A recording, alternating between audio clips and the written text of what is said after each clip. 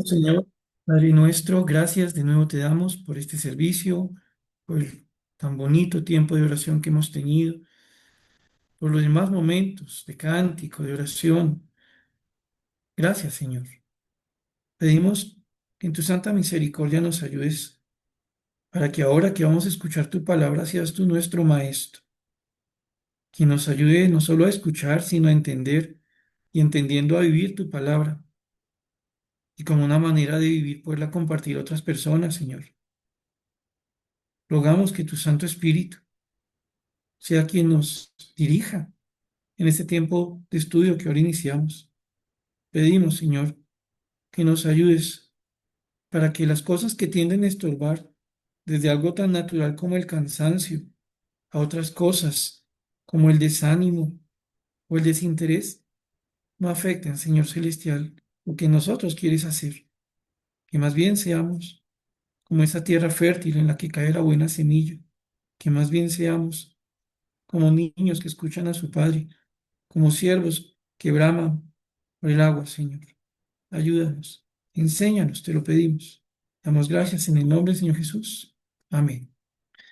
Bien, mis hermanos, les invito a que vayamos a Esdras capítulo 10. Vamos a Esdras capítulo 10.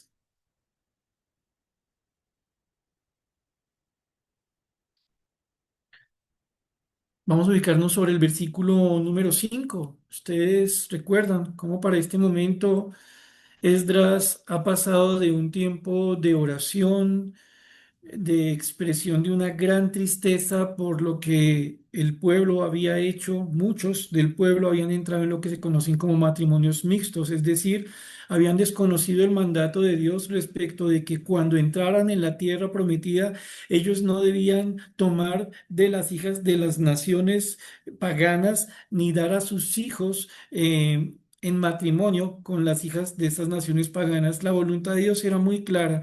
Cuando Israel entre a la tierra prometida, deben librarse de cualquier vínculo, de cualquier cercanía que desencadenara en idolatría. Porque lo que está detrás de este problema que estamos estudiando es cómo aquellos que se casaban con mujeres extranjeras iban a entrar fácilmente en la idolatría de la que Dios había advertido y contra la que él había mandado. Ahora vemos nosotros cómo Esdras ha terminado su oración. Las personas están en torno a él. Recuerden, Esdras está orando cerca del templo. Le han visto orar, le han visto compungido, siendo él un líder, siendo una persona que ha vivido en una rectitud preciosa. Ellos están viendo la reacción de este siervo de Dios contra el pecado. Y entonces, en el versículo 5 leemos lo siguiente. Repito, estamos en Esdras capítulo 10. Versículo 5 dice: entonces se levantó Esdras y juramentó a los príncipes de los sacerdotes y de los levitas y a todo Israel que harían conforme a esto, y ellos juraron. Si usted recuerda, el versículo 3 es una porción donde aparece un hombre llamado Secanías, uno que había visto la oración de Esdras junto con una multitud de personas que estarían en torno a él, y Esdras va a escuchar de Secanías una propuesta.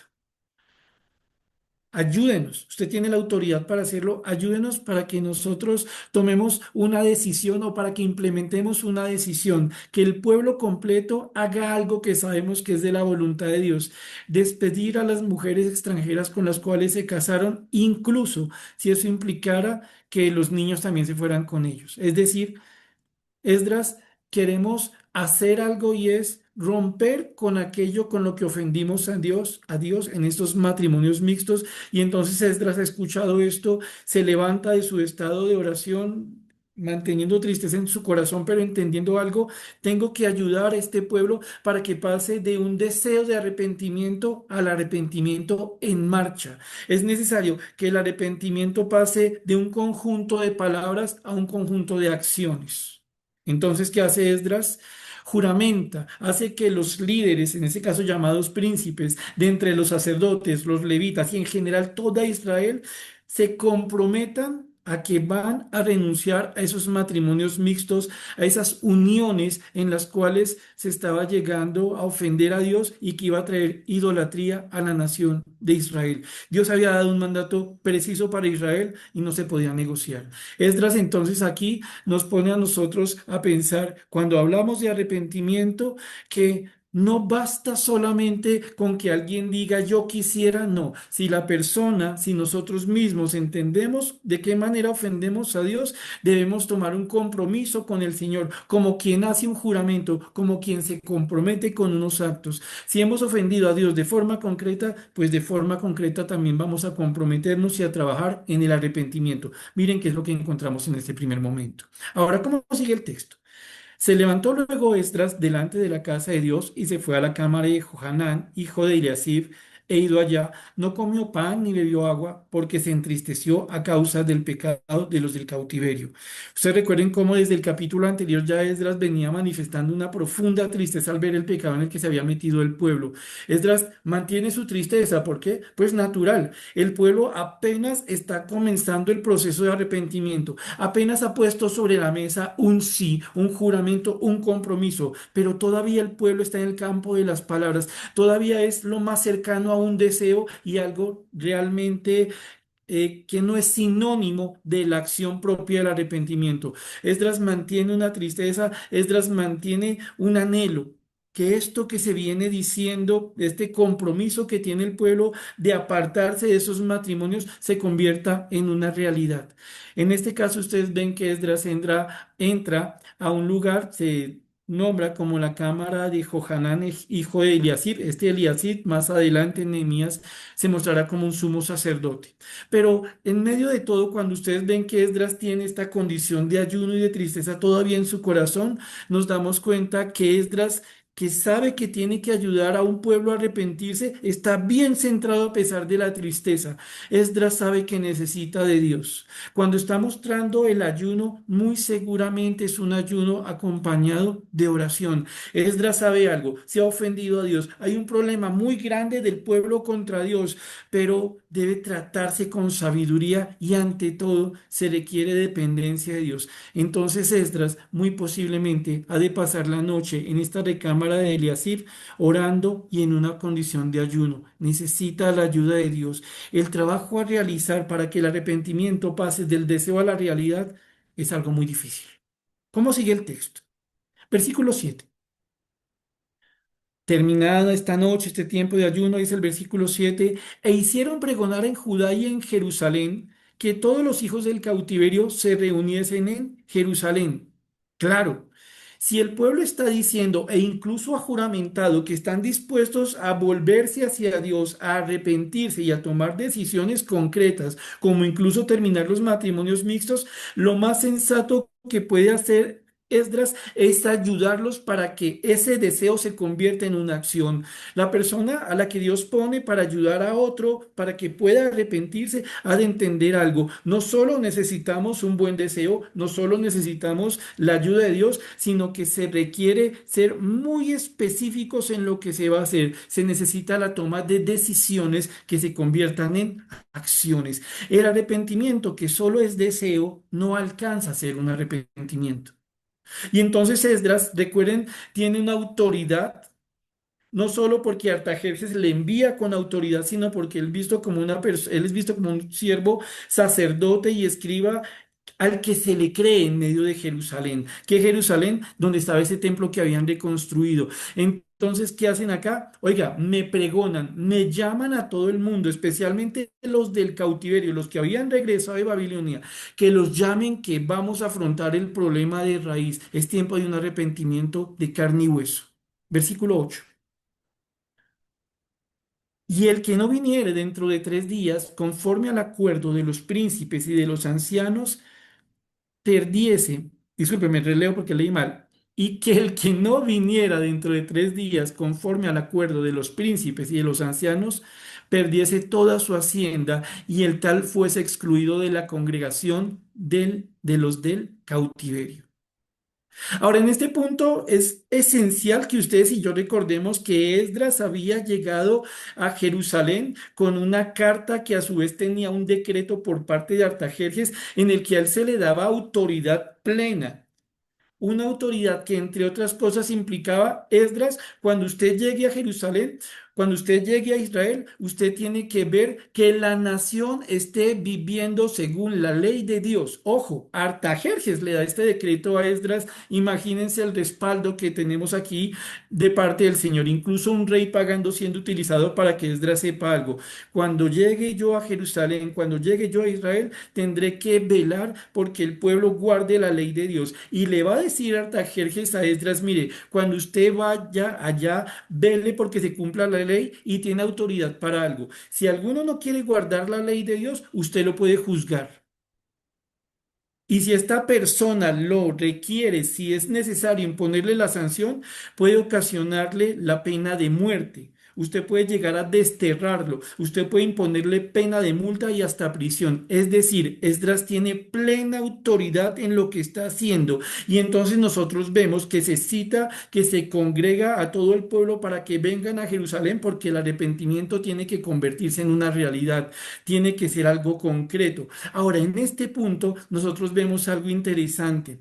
No en pocas ocasiones, el Señor va a poner en manos de una persona que tiene autoridad el ayudar a otra que necesita arrepentirse. Pensemos el ejemplo de un padre, por ejemplo. Pensemos el ejemplo de un consejero o aplicado en una iglesia, el líder de un grupo o un pastor. El Señor reviste de una autoridad y no en pocas ocasiones a usted, a mí nos puede tocar el conocer que alguien no está andando en la voluntad de Dios y que se necesitan tomar decisiones en las que se use esa autoridad para ayudar a la persona a arrepentirse. No obstante esto, a ustedes y a mí nos resulta también esencial recordar lo siguiente. Si bien Esdras está diciendo cuando convoca a todas las personas, oiga, tienen que venir máximo en 3 días. Todos los del pueblo tienen que venir a Jerusalén en 3 días, porque si no viene, le expropiamos sus tierras. Y si no viene, lo excluimos de la congregación. A pesar de que hay sanciones, Esdras las podía imponer, las debía imponer porque recuerden la autoridad que tiene por parte de Artajerjes y su condición de siervo de Dios. A pesar de ello, nosotros no vamos a ver a continuación que la gente llegó obligada. Nosotros entendemos que el uso de la autoridad en este caso y cuando nos correspondiera a nosotros no está encaminado a forzar a una persona para que se arrepienta. Cuando vemos esta expresión de autoridad, estamos haciendo uso de la misma para que una persona comprenda palabras más, palabras menos, algo que debiera resultar obvio. Si una persona decide permanecer en un pecado sabiendo que es pecado, debe esperar las consecuencias. Y eso no es coaccionar y eso no es obligar el arrepentimiento, es ayudar a comprender algo que muchas veces olvidamos en nuestras propias vidas o cuando aconsejamos a otro. Si nosotros u otro está en pecado y no se quiere arrepentir, van a llegar consecuencias. En este caso, Esdras podría ser parte de las mismas por la autoridad que tenía, pero sin duda alguna, cuando nosotros estamos exhortando en torno al pecado, hay que ser claritos. Quien quiera seguir pecando debe en el fondo ser consciente que deberán llegar consecuencias en su vida. Si bien es cierto, usted se pone a pensar aquí qué alternativa tenía la persona, piénselo de forma sencilla y avanzamos. Si una persona decía, no, Esdras, yo no voy a dejar mi matrimonio con una mujer que no quiere conocer a Dios, no voy a renunciar a un matrimonio en el que Dios no reina, sino reina la idolatría, esa persona podría decidir eso, pero debería asumir sus consecuencias. En este caso, usted ya no sería parte de Israel. Los bienes suyos se le van a quitar. Y toda participación entre los israelitas sería aquello a lo que usted renuncia, si usted prefiere estar en una relación en la que otros dioses son los que gobiernan. El pecado trae consecuencias. Y Esdras aquí lo está recordando. Miren cómo continúa el versículo número 9. Dice, una vez se convocan las personas, se le establece un plazo de 3 días. Dice, así todos los hombres de Judá y de Benjamín se reunieron en Jerusalén dentro de los 3 días. A los 20 días del mes, que era el mes noveno, y se sentó todo el pueblo en la plaza de la casa de Dios, temblando con motivo de aquel asunto y a causa de la lluvia. Lo que sabemos es que esto que estamos leyendo aquí se va a dar entre diciembre y enero. Y lo que sabemos es que para este momento estaríamos ante la estación más fría en la tierra prometida. O sea, si en algún momento usted pudiera esperar que hiciera mucho frío y cayera mucha agua, es para este momento. No obstante, se dan 3 días para que todos los que están implicados en este pecado del que hemos hablado lleguen a la casa de Dios, en torno a la casa de Dios, para que se solucione el problema. Y entonces dice que efectivamente todo el pueblo respondió. El pueblo comprende, tenemos un problema grande. No, pero que voy a ir ahorita con el frío que está haciendo. Mire, eso ni paraguas hay en nuestras épocas. No, yo como que más bien otro día voy a arreglar las cosas con el Señor, estilo anuncio de tienda. Parafraseando o cambiando este letrero de tienda que dice hoy no fío, mañana sí, ustedes no notan que los israelitas dicen, uy, no, con tanto frío que nos espera o siendo tan grave las consecuencias de lo que nos dicen que hagamos. No, mira, Señor, hoy no me arrepiento, mañana sí. No. La obra de Dios para conducir al pueblo a arrepentimiento es de tal manera eficiente, las cosas se están haciendo de una forma tan correcta, a pesar de lo duro que va a resultar el impacto, que ellos llegan a Jerusalén en los 3 días establecidos. Sí, está haciendo mucha lluvia, sí está haciendo mucho frío, el problema es muy grande, pero mis hermanos, cuando tenemos que trabajar con el pecado, no tiene sentido que busquemos la condición más cómoda o favorable. Cuando hay que trabajar con el pecado, no importa el clima. Cuando hay que trabajar para arrepentirnos, hay que hacerlo en cualquier momento, ¿cierto? Y entonces ustedes avanzan sobre el versículo número 10. Está el pueblo ya congregado en torno al templo a pesar del frío, ¿saben por qué están convocados? Dice Esdras, se levantó el sacerdote Esdras y les dijo, vosotros habéis pecado por cuanto tomasteis mujeres extranjeras, añadiendo así sobre el pecado de Israel. Sea que Dios mismo nos esté inquietando a nosotros a arrepentirnos o que quiera usarnos para ayudar a otra persona, a otro creyente a arrepentirse, sin duda alguna, mis hermanos, el pilar, la base de la exhortación, que la recibamos o la demos, debe estar en saber que efectivamente hay un problema con Dios. Esdras aquí no hace otra cosa que recordarles, venga israelitas, ustedes saben lo que el Señor nos dijo allá en Deuteronomio capítulo 7 versículos 2 al 4, ya lo leímos en otra ocasión, pero ustedes recordarán, sí, el Señor dijo, cuando entren a la tierra prometida, no se van a unir ni van a dar en unión a sus hijos, a sus hijas con personas que son idólatras, ustedes van a guardarse de la idolatría. ¿Y cómo se guardarían de la idolatría? No participando en lo que se conocen como matrimonios mixtos. A ver, levante la mano de los aquí presentes quien no sabía eso. No todos lo sabrían. A ver, levante la mano quien no entiende que casarse en estas condiciones que ofenden a Dios es un pecado contra Dios. Todos lo sabrían.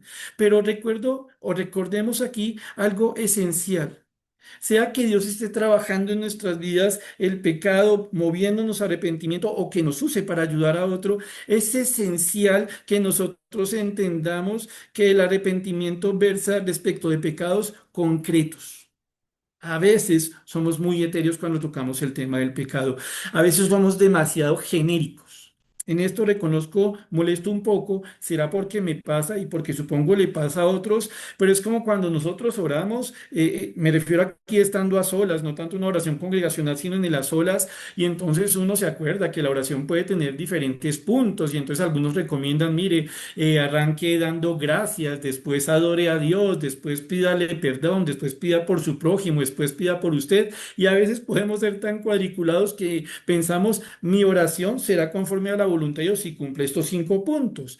El problema es que nos limitamos más a cumplir los puntos que a entender lo que hacemos. Y especialmente creo, esto se nota cuando nosotros tenemos que tratar nuestros pecados en oración, porque tal vez no soy el único, quizá otro de los presentes me comprenda, cuando a pesar de que hemos orado contra Dios de forma abundante y concreta, con detalles, en momentos específicos, nosotros llegado el tiempo de oración a solas con Dios, le decimos al Señor, Señor, y perdona mis pecados. Yo reconozco algo, no es fácil recordar todas las cosas que hacemos contra Dios. A veces ni siquiera entendemos todos nuestros pecados. Pero eso es una cosa. Y otra es que nosotros al momento de confesar a Dios nuestros pecados, de demostrar que estamos dispuestos a trabajar el arrepentimiento, salgamos con cosas tales como, Señor, perdona todos mis pecados. O algo que se parece, pero en el fondo es más triste, perdóname si algún pecado hubiera cometido contra ti. ¿Saben qué pasa cuando nosotros oramos de esa manera? No entendemos la magnitud del pecado, no entendemos que el pecado es tan concreto como nuestra realidad, que son pensamientos, que son palabras, que son acciones, que son omisiones puntuales, que tienen nombre en la Biblia. En este caso, Esdras les está diciendo, señores israelitas, saben que hay un problema contra Dios, se han unido con mujeres extranjeras. No, yo aquí no les vengo a hablar de un pecado de pronto de cobro de impuestos altos, de robo, hurto, no. Hay un problema específico y ese es el que hay que trabajar ahora mismo cuando hablamos de arrepentimiento. Y entonces, a ustedes y a mí nos resulta aquí importante recordar algo. Pedirle a Dios que nos guíe y que nos ayude para que cuando pensemos en el arrepentimiento seamos específicos. ¿Cómo sigue el texto? El versículo 11 dice, ahora pues, dad gloria a Jehová, Dios de vuestros padres, y haced su voluntad y apartaos de los pueblos de las tierras y de las mujeres extranjeras. Miren que este versículo viene a ser, si me permiten, como el eje, como el propósito, como lo que condensa hacia donde quieren ir en esto que están trabajando. En últimas, cuando nosotros pensamos en el arrepentimiento, no estamos pajareando, no estamos haciendo algo por hacerlo. Cuando nosotros realmente tenemos un corazón arrepentido, lo tenemos porque, como en este caso el pueblo también lo tuvo, varios deseos. ¿Qué hay en el arrepentimiento? Hay un deseo de poder de nuevo darle la gloria a Dios. Cuando estamos pecando no podemos glorificar a Dios. ¿Cómo es entonces posible que se glorifique a Dios? Volviendo a hacer la voluntad de Él, volviendo a hacer aquello que nos mandó. ¿Qué es el pecado? Apartarnos de la voluntad de Dios, obrando contra la voluntad de Dios. De esa manera no solo no glorificamos, sino que deshonramos a Dios, que es el arrepentimiento. El deseo de ahora glorificar a Dios. ¿Cómo puedo glorificar a Dios? Volviendo a hacer lo que es de su voluntad. ¿Y qué implica hacer lo que es de su voluntad? Apartarme de lo que a Él lo ofende. ¿Notan? Miren cómo este versículo 11 pone sobre la mesa de forma muy sencilla la realidad del arrepentimiento. Propósito, glorificar a Dios. En este caso, los israelitas debían volver a glorificar al Dios de sus padres. ¿Cómo se hace esto? Buscando hacer la voluntad de Dios. ¿Cuál era la voluntad de Dios? No se unan en matrimonios mixtos. Pero ya estamos en matrimonios mixtos, ya tenemos un problema contra ti. Entonces, ¿qué debemos hacer? Pues apártese de los pueblos de las tierras y de las mujeres extranjeras. Propósito, glorificar a Dios. Forma, hacer la voluntad de Dios. Elemento concreto, dejar aquello con lo que ofendemos a Dios. Tanto para usted, que puede estar aconsejando a alguien en el cambio propio del arrepentimiento, como para su propia vida, como para mi propia vida, este versículo 11 es bien preciso, es precioso, porque nos recuerda a nosotros algo. El corazón arrepentido es el corazón que se dio cuenta. Tengo que volver a glorificar a mi Señor. Y para glorificar a mi Señor, tengo que conocer su voluntad y conociendo su voluntad, sé de qué cosas me tengo que apartar. Como sigue el texto, versículo número 12. Pone Esdras como guía, como autoridad, como esa persona que Dios pone para afrontar un problema tan grande como el que estamos viendo, a poner estos puntos sobre la mesa, hacer esta propuesta dura, es cierto, pero el arrepentimiento ha de ser una realidad de cada corazón, debe ser una convicción personal. El arrepentimiento, igual que la fe, no se pueden imponer. El pueblo debía decidir. Ya habían tomado un juramento, pero ahora tienen que hacer de ese juramento una acción, un acto, una manifestación de voluntad. ¿Qué pasó entonces? Versículo 2. Y respondió toda la asamblea y dijeron en alta voz, así se haga conforme a tu palabra. ¡Guau! Creo que todos somos conscientes de lo que está diciendo aquí el pueblo. Sí, vamos a romper esos matrimonios mixtos en los que no debimos participar. Y si nacieron niños de entre esa relación, vamos a mirar también cómo se rompe ese vínculo. Mis hermanos, ¿dura la decisión? ¿Fuerte? Sí. Pero es que sería muy necio de nuestra parte pensar que el pecado es un asunto tipo algodón de azúcar o cosa suavecita o fácil de llevar. El pecado siempre trae consecuencias muy fuertes. El problema del pecado siempre nos trae problemas, diría yo, sin exagerar, inimaginables. En este punto es bueno tener presente algo, porque pudiera el corazón de alguno de los presentes sentir que se le revuelve, que cómo así que los israelitas van a hacer esto, pobrecitas las esposas, pobrecitos los muchachos. Mis hermanos, ese es el problema del pecado. Hacemos cosas, pensamos cosas, decimos cosas contra la voluntad de Dios. Y no pensamos en lo que eso va a traer. A pesar de que Dios sí nos lo explica, nosotros no le queremos creer y hacemos cosas contra Dios. Y cuando vemos las consecuencias decimos, Señor, qué duro es esto. Pero, mis hermanos, seamos francos, la decisión que ahora deben tomar para volver a la voluntad de Dios, para volver a glorificar a Dios, no era una decisión que ellos debieran haber tomado si hubieran obedecido a Dios. Aquí el culpable no es Dios. Aquí el culpable es este pueblo que igual que nosotros muchas veces voluntariamente hacemos cosas contra Dios y cuando nos toca afrontar las consecuencias y cuando tenemos que mirar el arrepentimiento a la cara, nos damos cuenta que trae muchas veces cosas duras que hacer.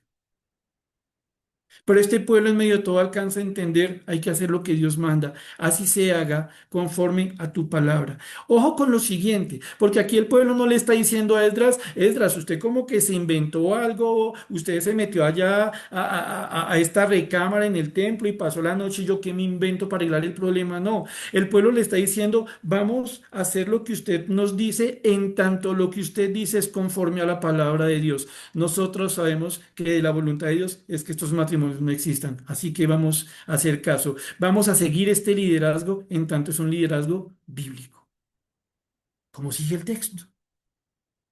El texto nos dice que el pueblo comprende algo. El arrepentimiento, como es de carne y hueso, como es una realidad concreta, tiene un trabajo, un proceso que realizar. En este caso concreto, dice el versículo 13.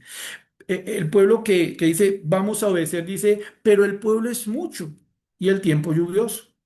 Y no podemos estar en la calle, ni la obra es de un día ni de dos, porque somos muchos los que hemos pecado en esto. Recuerden, estamos en una estación, en un tiempo en el que está haciendo mucho frío, que está lloviendo mucho y el pueblo se encuentra a la intemperie en torno al templo. También el pueblo entiende algo, el pecado de estos matrimonios mixtos se ha extendido de tal manera que realmente en la práctica no se podían quedar ahí intentando solucionar todo de una, salvo que algunos no pudieran arrepentirse por morir, por ejemplo, de frío. Y aquí ustedes y yo nos damos cuenta de algo. Cuando pensamos en el arrepentimiento, cuando aconsejamos sobre arrepentimiento, tenemos que ser concretos en la forma como manejamos las cosas. El pecado se da de forma concreta y las consecuencias del mismo también son concretas. Y uno cuando está aconsejando o cuando uno está trabajando contra el pecado, uno tiene que observar cuál es la realidad de la vida que uno tiene. ¿Cómo puede cumplirse la voluntad de Dios de una forma específica bajo el entendido que nuestras vidas son detalladas? El Señor había dispuesto que esto pasara en un momento de gran frío y lluvia. El Señor también había permitido que esto tuviera que ver con muchas personas. Alguien que quiera arrepentirse pensará en los detalles de su arrepentimiento, no para no arrepentirse, sino para buscar la forma más eficiente de lograrlo. Mirará las circunstancias, no como excusa, sino como aquello mediante lo cual debe manifestar su arrepentimiento. Entonces, ¿qué pasa? El pueblo le propone a Esdras algo.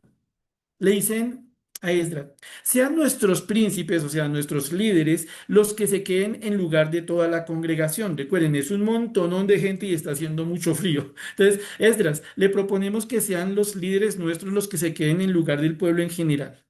Y todos aquellos que en nuestras ciudades hayan tomado mujeres extranjeras vengan en tiempos determinados y que ellos y los ancianos de cada ciudad y los jueces de ella, hasta que apartemos de nosotros el ardor de la ira de nuestro Dios sobre esto. El pueblo no está condicionando a arrepentirse. El pueblo está pensando cómo logro efectivamente el arrepentimiento, cómo lo logramos en medio de las circunstancias que tenemos. Esdras, una propuesta, que en nombre nuestro se queden los líderes y que vayamos viniendo de a pocos los que tienen esos matrimonios mixtos, vayamos llegando a Jerusalén de a pocos, acompañados de las personas que más nos conocen, porque cada uno de esos vendría de diferentes pueblos en torno a Jerusalén. Mire, Esdras, que cuando nos toque venir de a pocos o los necesarios, vengamos acompañados de los ancianos, las personas que más tendrían sabiduría en la comunidad y los que estaban llamados a juzgar la comunidad. ¿Para qué? Para que se fuera dando un juicio de todas las personas involucradas en este pecado. Noten entonces cómo no le están diciendo a Esdras, ay Esdras, nosotros sí queríamos arrepentirnos, pero es que está haciendo tanto frío y hay tanto problema que dejemos así. Entiéndanos, es que no. Lo que están buscando aquí es cuál es la forma más eficiente de poder confrontar, de poder tratar, de poder ayudar en el arrepentimiento cada uno de los problemas. Porque recordemos lo que está detrás de esto, un montón de familias armadas en contradicción de la voluntad de Dios. Ahora, pensemos lo siguiente. Todas las familias de los que se habían casado con mujeres extranjeras serían las mismas, no. Si bien el texto no lo dice, nosotros no hacemos mal en pensar que incluso es posible que algunas de estas mujeres se hubieran arrepentido, se hubieran vuelto al Dios de la Biblia y se hubieran sometido a las condiciones propias de un judío. Por ende, lo que tenía que hacer este grupo de personas, es decir, el anciano, el juez, junto con la persona que había cometido el pecado, era ponerse a estudiar cada caso concreto. Tenían que mirar en concreto, repito, la historia de cada persona y ver cómo aplicarían lo que había que hacer. Sin duda alguna, muchísimos de esos matrimonios implicarían personas que preferían mantenerse en la idolatría, pero no se puede descartar el hecho de que alguna de estas mujeres se hubieran vuelto a Dios. Para citar un ejemplo de cómo es posible y previo a avanzar, recordemos algo. ¿Se acuerdan, hermanos, que en la salida de Israel de Egipto no solo salen israelitas? Cuando Israel sale de Egipto, estoy hablando tras las 10 plagas, ustedes recordarán que muchos no hebreos salen con los israelitas. Presumimos entonces que muchos egipcios incluso salen dentro del pueblo de los israelitas. ¿Por qué? Porque viendo la manifestación de poder del Señor durante estas 10 plagas, muchos llegarían a conocer al Señor y preferirían seguir a Dios junto con el pueblo de Dios. Entonces, este juicio que vemos acá, que va a durar el tiempo necesario, va a ser para cada familia en concreto, mirando la realidad en concreto, rodeado de quienes más lo conocían. No solo el que había pecado, sino personas como los jueces y los ancianos de cada tierra. Notemos cómo aquí quien quiere ayudar a otra persona a arrepentirse o quien está incluso ocupado en su propio arrepentimiento, tiene que mirar las cosas en la realidad que corresponden, no con hipótesis, con lo que es.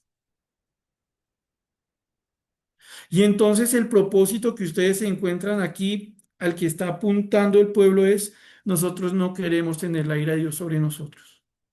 Ya sabemos lo que es tener la ira, ya sabemos lo que es irnos en cautividad, ya sabemos lo que es durar 70 años en tierra ajena. No queremos vivir eso de nuevo. Esdras, gracias por llamarnos la atención. Ahora le proponemos, ayúdenos a resolver esto. Le presentamos una fórmula, que hayan personas que nos ayuden a tomar decisiones. Somos muchos, hay mucho frío. Es una buena propuesta. ¿Cómo sigue el versículo 15? Versículo 15 dice: solamente Jonatán, hijo de Asael, y Jaasías, hijo de Tikva, se opusieron a esta, y los levitas Mesulán y Sabitai les ayudaron. ¿Ah? Pero antes de que levantemos a Asael, Jaasías, Mesulán y Sabetai, tengamos en cuenta lo siguiente. Como está escrito este texto bíblico, hay dos posibles interpretaciones. Por un lado, Asael, Jaasías, Mesulán y Sabetai dijeron: no, Esdras, ¿cómo se le ocurre que vamos a dejar a nuestras señoras? ¿Eso qué tiene, que sean idólatras? No, ¿cómo se le ocurre? Una opción es esa. La otra opción es Asael, Jasías, Mesulán y Sabetai diciendo: no, Esdras, no estamos de acuerdo con que se dé un plazo para resolver. Hagamos todo inmediatamente. Interesante. Lo cierto es que ellos son mencionados aquí como personas que no estuvieron de acuerdo con algo, aunque no entendemos muy bien su desacuerdo. Pero continúa el texto, versículo 16. Así hicieron los hijos del cautiverio. Se llega a una decisión, recuerden, es pasar del compromiso del querer al hacer, el compromiso el pensamiento, el sentimiento del arrepentimiento a la realidad del mismo. Entonces, así lo hicieron los hijos del cautiverio y fueron apartados el sacerdote Esdras y ciertos varones jefes de casas paternas, según sus casas paternas. Todos ellos por sus nombres se sentaron el primer día del mes décimo para inquirir, para investigar sobre el asunto. Es decir, este grupo del que hablamos se sienta y van a comenzar a investigar cada caso concreto. ¿Cuánto se demoraron tratando los problemas, los pecados concretos? Miren lo que dice el 17. Terminaron el juicio de todos aquellos que habían tomado mujeres extranjeras el primer día del mes primero. ¿Cuánto se gastaron analizando, investigando, juzgando cada caso? 3 meses. Eso nos habla a nosotros de la magnitud del problema que se tenía. Pero recordemos, Esdras no le está diciendo al pueblo, o el Señor no le está diciendo por medio de Esdras al pueblo, arrepiéntanse y ya, o sea, tengan un dolor en el corazón, sí, Señor, qué embarrada, que yo hice lo que tú no querías, cómo me fui a casar con doña Baalita o con doña Cerita, yo cómo fui a hacer eso, ay, sí, Señor, perdóname, Señor, nos vemos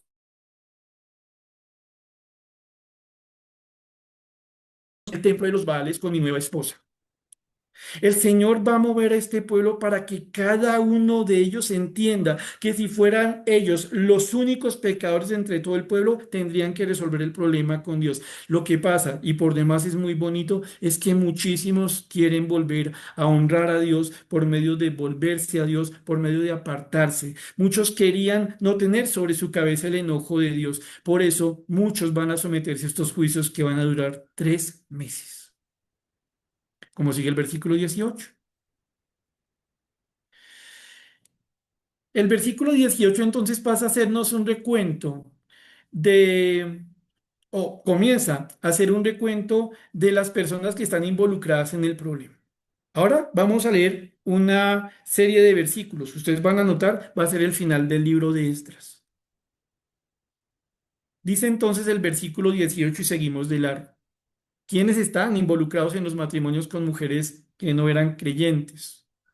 De los hijos de los sacerdotes que habían tomado mujeres extranjeras fueron hallados estos. De los hijos de Jesúa, hijo de Josadac, y de sus hermanos Masías, Eliezer, Jarib y Gedalías.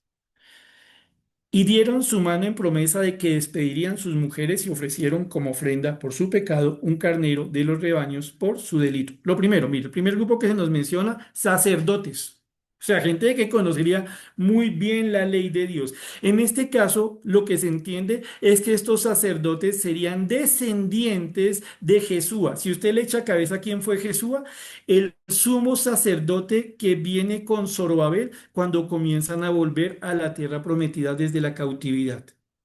Ese Jesúa que participó de la reedificación del templo, ahora algunos dicen que 60 o 100 años después tiene otros hijos descendientes de línea sacerdotal que no tuvieron ningún problema en casarse con mujeres que no querían saber nada de Dios. Ahora, lo que pasa es que estos sacerdotes saben que hay que arreglar el problema y entonces dicen, nos comprometemos a que vamos a terminar esos matrimonios, vamos a despedir a las mujeres que no son de Dios, que no creen en Dios y vamos a hacer lo que manda la ley en Levítico 5. En Levítico 5 el Señor dice que había que resolver el pecado con arrepentimiento, confesión, pero también sacrificando un carnero. Y es lo que van a hacer ellos aquí.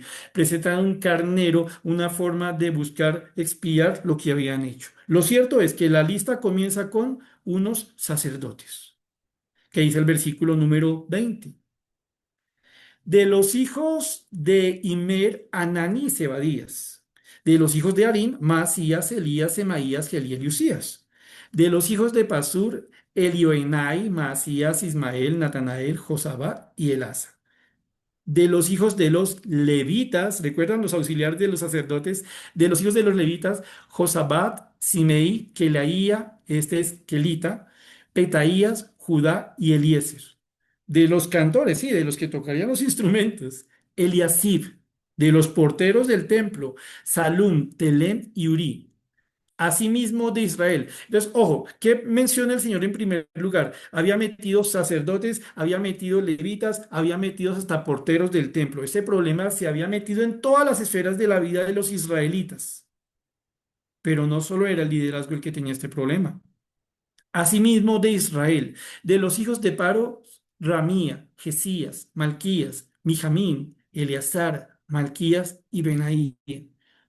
De los hijos de Elán, Matanías, Secarías, Jehiel, Abdí, Jeremot y Elías.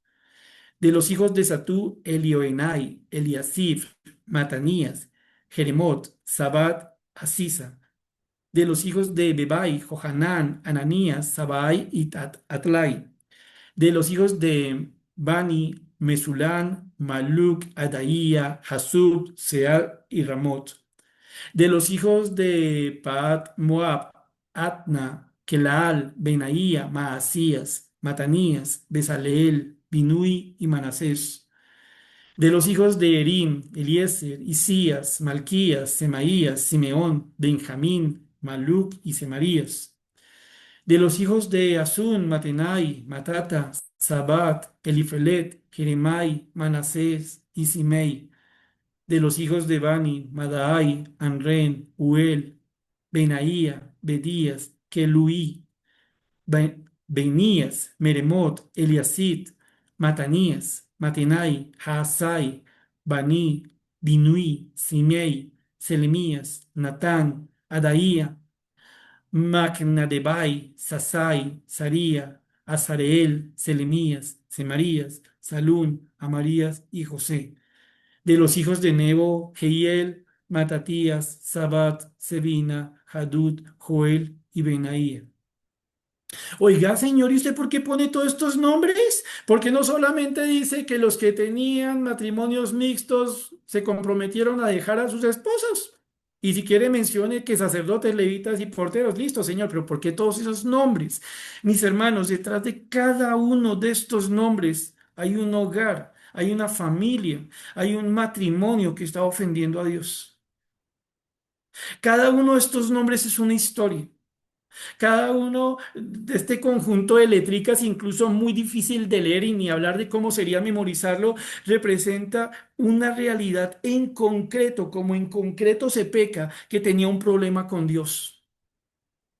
En últimas, ahora estamos reunidos un montón de personas aquí presentes y alguno que pasara solamente diría, ay, mira, está reunido un grupo de personas, pero cada uno de nosotros es como uno de estos nombres. Tenemos una historia, una realidad concreta, unas personas que Dios ha puesto y somos de los que debemos tomar decisiones concretas en torno al arrepentimiento, de los que debemos ayudar a otros en concreto, de carne y hueso en torno al arrepentimiento. Sí, son como letras sueltas como nombres escritos y ya, pero recuerden lo que está detrás de todo esto. Y por favor tengamos en cuenta lo siguiente. Este grupo de 114 personas muy seguramente no son los únicos que habían tomado mujeres extranjeras, sino que son como los nombres más representativos, como sacerdotes, levitas, porteros y posiblemente jefes de casas, líderes. 3 meses juzgando familias completas, matrimonios mal trabajados, nos dicen que habían muchas más personas involucradas. Y no obstante, se repite, el arrepentimiento debía ser de cada uno de forma concreta. No era un asunto ambiguo, no era un asunto como de nubecitas, como etéreo.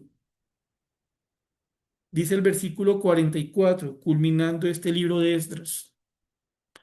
Todos estos habían tomado mujeres extranjeras y había mujeres de ellos que habían dado a luz hijos. Y sin duda alguna, mis hermanos, el hecho de que este libro cierre así lo pone a uno a pensar sobre cómo entendemos el pecado y la necesidad del arrepentimiento en nuestras vidas. Porque si bien lo dije hace un momento, me es necesario reiterarlo ahora que estamos prontos a terminar. ¿Qué es lo que primero puede saltar al corazón cuando leemos esto? Señor, cómo eres de duro. Ay, bendito nuestro, ¿por qué hiciste eso? ¿Por qué estuviste de acuerdo? ¿Por qué escribiste Levítico 7? ¿Por qué las cosas así, Señor?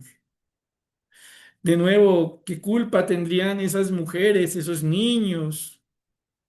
Mis hermanos, tenemos una inclinación en el corazón y sé que ya lo dije, pero quisiera pedirles me permitan reiterarlo. Tenemos una inclinación en el corazón de culpar a Dios por cosas que son de nuestra responsabilidad. Por citar un ejemplo, nos llega una enfermedad y de pronto es de esas enfermedades que lo patean a uno y lo mandan a uno a la cama o que tiene efectos a largo plazo. Y a veces nosotros oramos al Señor, Señor, si quieres quítame esta enfermedad. Lo decimos de esta manera, pero en el fondo estamos diciendo, Señor, no entiendo por qué no me ha sanado. Pero ¿cuántas veces nosotros nos detenemos a pensar si nuestras enfermedades son producto de que le dimos la espalda a Dios en algún momento? Oh, uy, Señor, mira, estoy re mal de plata, no tengo un peso. Señor, llevo tanto tiempo sin trabajo. Señor, ya va siendo hora de que me des un trabajito y todo. Pero ¿qué tan a menudo nosotros le preguntamos al Señor, Señor, el que tenga muy poca plata o que esté sin trabajo, tiene que ver con algo que yo he hecho contra ti, un mal administrador, una persona soberbia cuando tenía dinero? Y estoy citando solo dos ejemplos que pueden ser comunes a muchos de los presentes o excepcionales según cada caso. Lo cierto es que a veces cuando vemos las consecuencias del pecado, nosotros pensamos qué duro es Dios. Y ni hablar si nosotros pensamos, pero ¿por qué el arrepentimiento a veces tiene que ser tan duro? ¿Por qué, Señor, tienes que llevarlo a uno a que uno le diga a una persona, yo hice eso contra usted? Señor, ¿por qué tiene que tener tal magnitud e incluso tal dolor el ponernos a cuentas contigo? Pero no nos damos cuenta que la pregunta está mal formulada, porque realmente el problema no está en Dios, está en nosotros, que con nuestros pecados traemos desgracias, que con nuestros pecados traemos cosas que implican consecuencia incluso para otros. El culpable no es Dios, el justo es Dios. El que, como lo estuvimos viendo a lo largo de este libro de Esdras, quiere restaurar un pueblo, quiere llevar al pueblo a que cumpla su propósito, es Dios. El que hizo, el que buscó ser llevado a cautividad fue el pueblo. El que libera la cautividad es Dios. El que hay un momento en que se niega a seguir construyendo el templo y se dedica más bien a decorar sus propias casas fue el pueblo. El que usó profetas para llamarle la atención fue Dios. El que movió incluso reyes, Ciro, Artajerjes, Darío, para que el pueblo volviera, fue Dios. Y aquí, concluyendo, a todos los presentes, creo, nos resulta necesario comprender que este libro de Esdras, a lo largo del estudio que hemos tenido, habla de la misericordia, de la gracia, de la fidelidad de Dios a su palabra, porque siempre cumple sus propósitos, e Israel es un ejemplo de ello. Pero también, siendo Israel para nosotros un modelo en muchos sentidos, también el libro de Esdras nos recuerda a nosotros lo triste que es jugar con los pecados, lo triste que es abusar de la gracia de Dios. Lo incomprensible que resulta que una persona que conoce a Dios decida darle la espalda una y otra y otra y otra vez. Y el libro termina, como lo acaban de notar, mostrando que cuando decidimos voluntariamente pecar contra Dios, hay que asumir consecuencias. Pero que gracias al Señor una consecuencia no es que Dios nos olvide, no es que Dios nos abandone, sino que hará lo necesario para que de la misma manera que pecamos en concreto, tengamos un arrepentimiento concreto. Termino leyendo un versículo en Hechos 26:20. Pablo está hablándole aquí a Agripa, le está contando algo. Le está diciendo Pablo, sino que anuncié primeramente a los que están en Damasco y Jerusalén y por toda la tierra de Judea y a los gentiles, que se arrepintiesen y se convirtiesen a Dios haciendo obras dignas de arrepentimiento. Lo que ustedes acaban de leer finalizando el libro de Esdras es lo que entendemos como una obra digna de arrepentimiento. Cuando hacemos lo que es necesario, aunque duela, demostrando que de verdad estamos arrepentidos. Cuando el arrepentimiento pasa de un compromiso, un pensamiento, un deseo a un hecho, cuando actuamos como es digno del Señor, al que queremos glorificar, al que queremos volver, al que queremos servir. Vamos a terminar en oración, mis hermanos. Padre bendito y Señor, te damos muchas gracias por la bendición que hemos tenido esta noche de estudiar tu palabra. Agradecemos, Dios amado, el que nos permitas estudiar esta porción final del libro de Esdras. Y que agradecemos, Señor, que nos ayudes a entender que de la misma manera que uno peca de formas concretas, tú quieres un arrepentimiento concreto, no solo un deseo, ni siquiera un compromiso de lo que pudiera llegar a ser, sino obras, acciones, decisiones que emanan del hecho de comprender que te hemos ofendido, que se fundamenta, Señor bendito, en el hecho de entender, nos salvaste para honrarte, para agradarte, para glorificarte, y cuando estamos pecando no podemos hacer eso. Que el arrepentimiento implica volver a ti y que no se puede volver a ti cuando uno no quiere apartarse de las cosas que lo apartaron a uno de ti, Señor. Hoy te damos gracias, Señor, porque es cierto, el pecado siempre traerá consecuencias.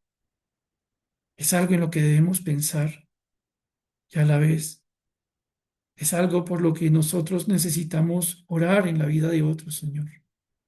Hoy te damos gracias, Señor, porque a pesar de nuestra infidelidad, tú permaneces fiel a tu palabra con el propósito de cumplir tu propósito en nuestras vidas. Gracias, Señor, porque aunque a veces te dejamos, tú nunca nos has dejado. Y eso lo hemos visto reflejado a lo largo de este estudio en el libro de Esdras. Gloria a ti, Señor bendito, por tu santa misericordia. Oramos en el nombre del Señor Jesús.